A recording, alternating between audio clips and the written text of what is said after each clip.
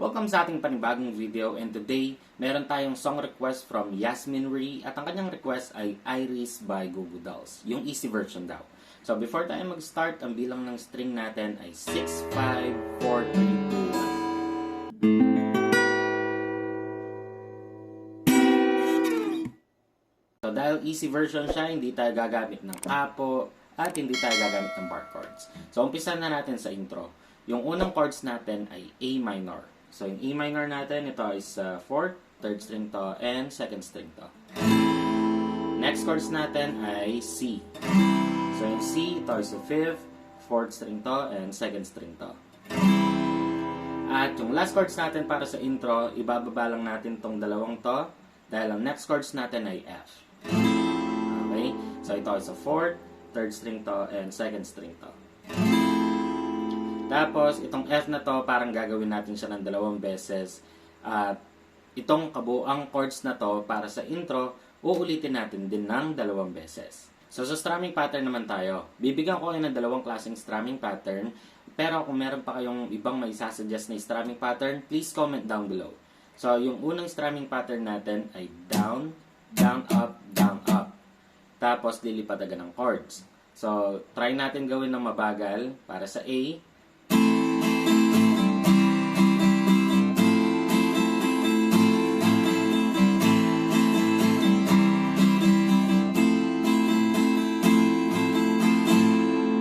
So, ganun siya. Tapos, yung isa namang strumming pattern na may sasuggest ko, mas madali siya. So, ganito siya. Down, down, up, up. Tapos, lilipat agad ng chords. Ganun din. Sa F, gagawin natin yan ng dalawang beses. Okay? So, tara, practicein natin tong pangalawang strumming pattern.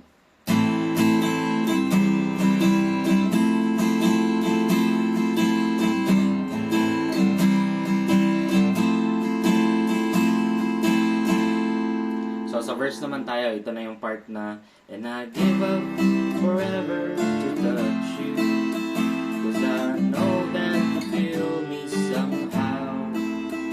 So yung mga chords natin dito ay C, tapos D minor. So yung D minor natin, ito ay sa 3rd, 2nd string to, tapos 1st string to. Tapos F. And then A minor. Tapos G. So, yung G natin, ito is 6, 5th string to, 2nd string to, and 1st string to. Tapos, babalik ng F. So, yun lamang yung mga chords natin sa lahat ng verse. So, strumming pattern, kayo nang bahalang mamili alin man dun sa dalawang yon, pwede naman sa kantang to. So, tara, practicein natin yung verse. And I give up forever to touch you, 'cause I know that you feel me somehow. You're the closest to heaven that I'll ever be, and I don't want to go home right now.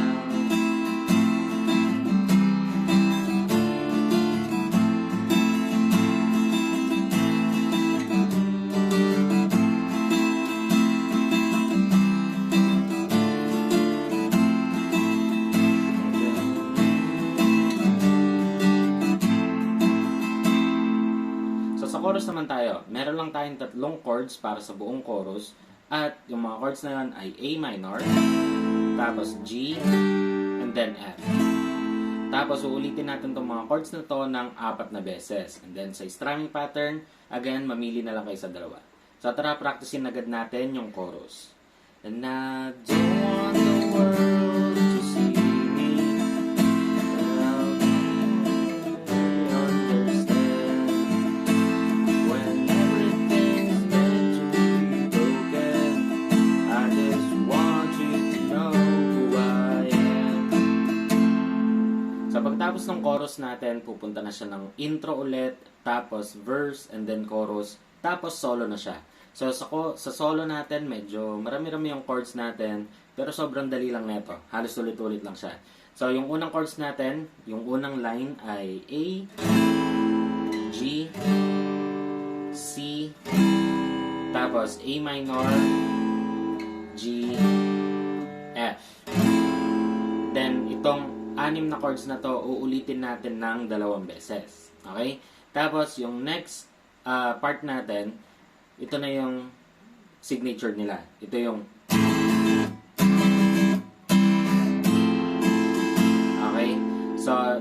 chords natin doon ay A minor, tapos C, and then F. So, ulitin natin itong tatlong chords na to ng 4 na beses. Pagkatapos nito, sa same line, ay A minor, G, F. Okay? So, ganun pa rin yung bagsak nito.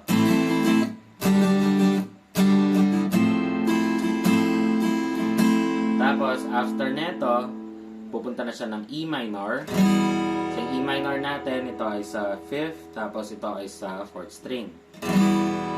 Tapos, F. And then, A minor. Tapos, F. And then, uulitin naman natin tong 4 na chords na to ng 2 beses. So, after neto, pupunta ulit siya ng E minor. Tapos, A minor. And then, uulitin natin yung signature nila na. Tapos, chorus na siya na. Okay? So, strumming pattern naman, kagaya lang nga yung mga nauna. Pero, pag napunta na kayo dito sa E minor, yung strumming pattern na natin dito ay mag-iiba na. So, ganito siya. So, yun ay down, down, up, up, down, down, up, down, up. Tapos, so, ito na yung para dyan lang sa naka-yellow na yan. Okay? Tapos, babalik na siya ng normal pag napunta na siya ng okay? So, balik sa original strumming pattern. So, tara, practicein natin tong solo ng sabay-sabay. 1, 2, 3, go.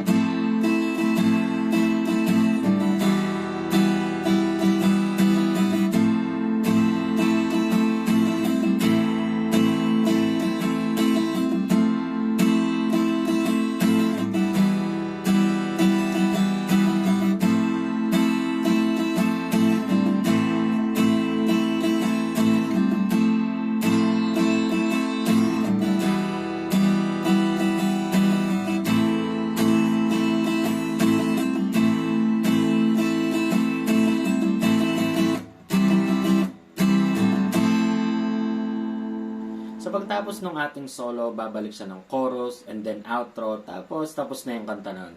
So, diba, sobrang dali lang ng kantang to. At kung gusto mo yung mga ganitong kadadaling guitar tutorial, mag-subscribe ka na at i-hit mo na yung notification bell para hindi ka mahuli sa ating mga videos. At kung meron kang kanta na gustong tugtugin sa gitara, i-comment mo lang dyan sa baba at gagawan agad natin yan ng video.